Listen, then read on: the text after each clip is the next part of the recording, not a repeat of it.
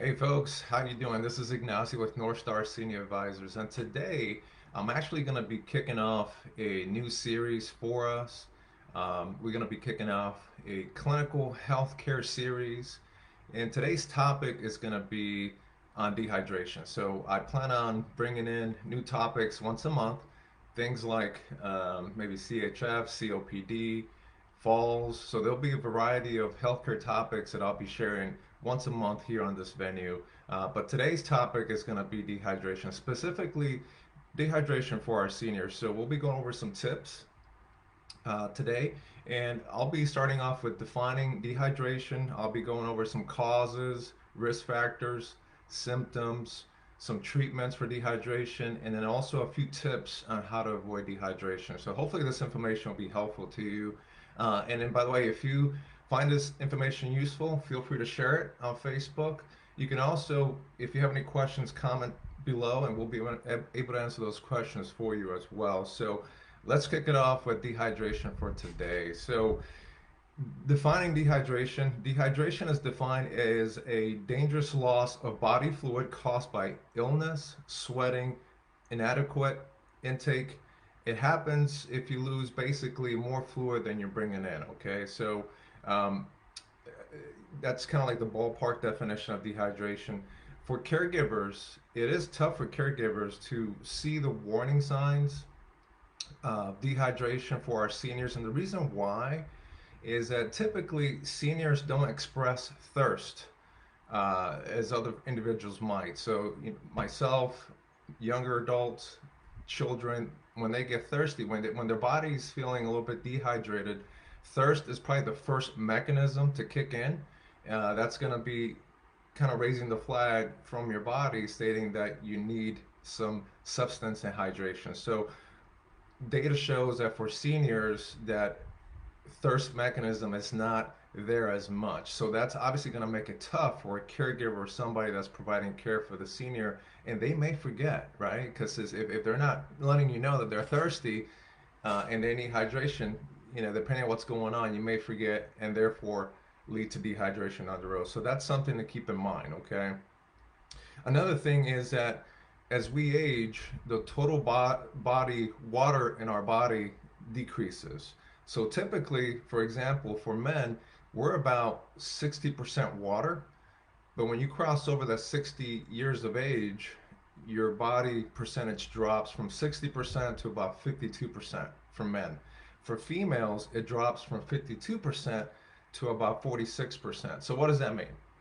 That means that you have less water in your body potentially from a percentage perspective as you get older. So that's another thing to keep in mind, okay? Is that as you're now older, right, you're now more susceptible, higher risk of getting dehydrated just purely based on that fact, okay?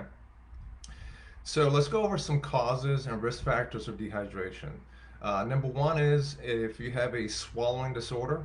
Okay, this can be based from a stroke, also Parkinson's, dementia, anything that is going to potentially impact your ability to swallow, consume, whether it's fluid or food, you're going to have a higher risk of dehydration. Okay, kidney function is also important. As you know, the kidneys work to filter toxins from the body and everything else. So if that's impacted, if you have renal or kidney issues, you may be at a higher risk for dehydration.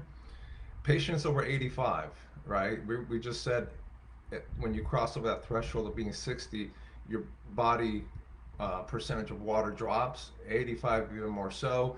So you're automatically going to be at a higher risk as you're older.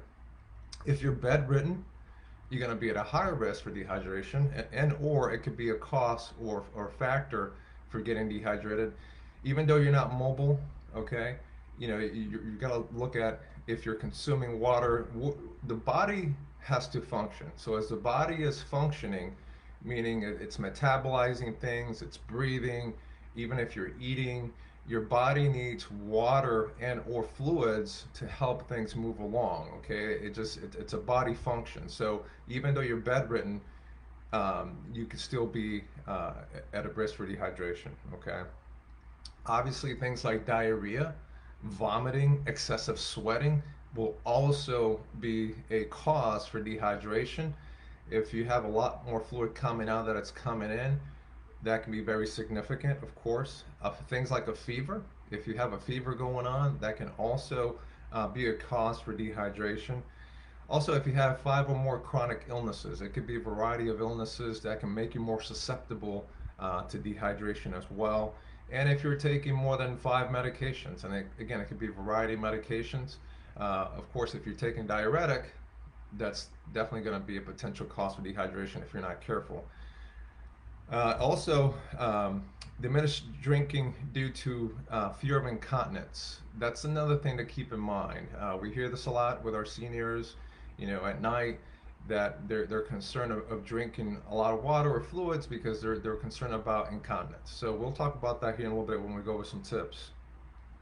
So some symptoms to keep in mind of dehydration will include confusion, fainting, lack of urination. Again, if you're not consuming, your kidneys are not filtering properly, they're not functioning as good as they should because there's not enough fluid in the body, so you're going to have decreased output of urine.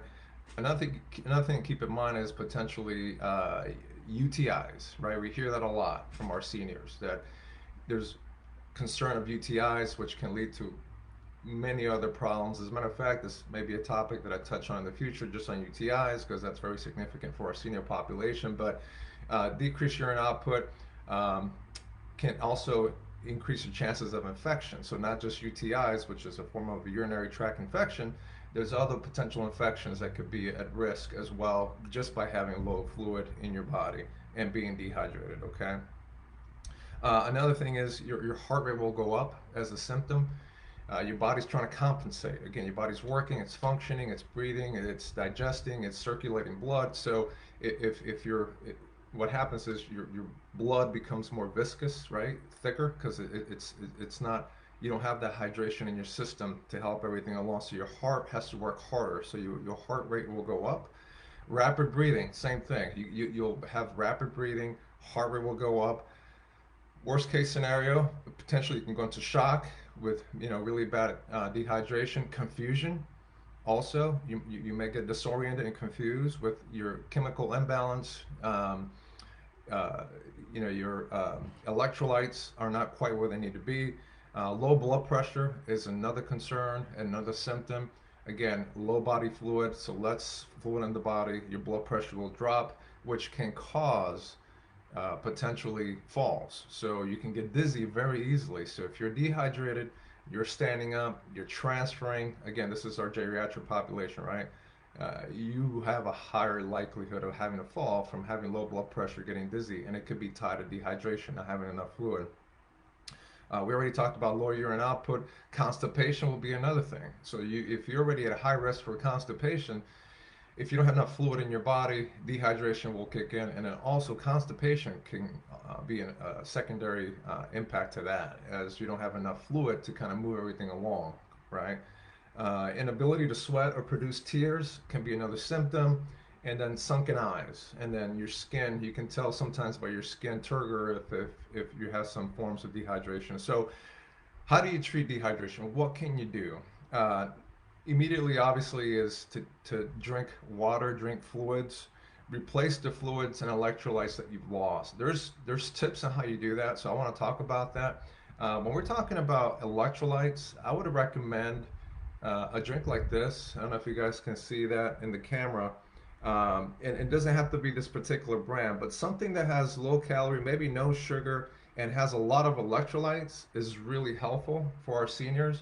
What you don't want to do is introduce something that has maybe a lot of sugar, calories, and push that in, because again, if they're, let's say, diabetic, right, for example, you may go from being dehydrated, yeah, you're resolving the hydration issue, but now you're getting into the diabetic piece, which you're introducing a lot of sugar, and now you have another problem. So you got to be careful with how you're introducing those electrolytes and those fluids in the system. For mild cases, you want to drink ample amount of water, of course. Excuse me. And also for severe cases, this is if dehydration has been going on for a while, it's really acute, and you have a lot of symptoms, significant symptoms, and you still are having a hard time with your loved one, as a caregiver, your patient, whatever it may be, of them consuming fluids, you may have to go into intravenous, which is IV. Of course, typically you can't do that in the home, so that's going to be either an ER visit, unfortunately, or something like that where they can immediately force fluids and hydrations intravenously, and that's kind of like the worst case scenario. You don't want to get there, so you want to, as much as possible, try to really consume fluids by mouth. And a couple of tips is to, again, encourage small amounts. So when we're talking about encouraging drinking of fluids for our seniors, try to do it in small amounts throughout the day, right? What you don't want to do is force a lot of fluids at night. Again, if there's concerns of incontinence, that could be an issue. So if you do it through the day and you pace it out right, number one, you're avoiding dehydration and also issues with incontinence at night, okay?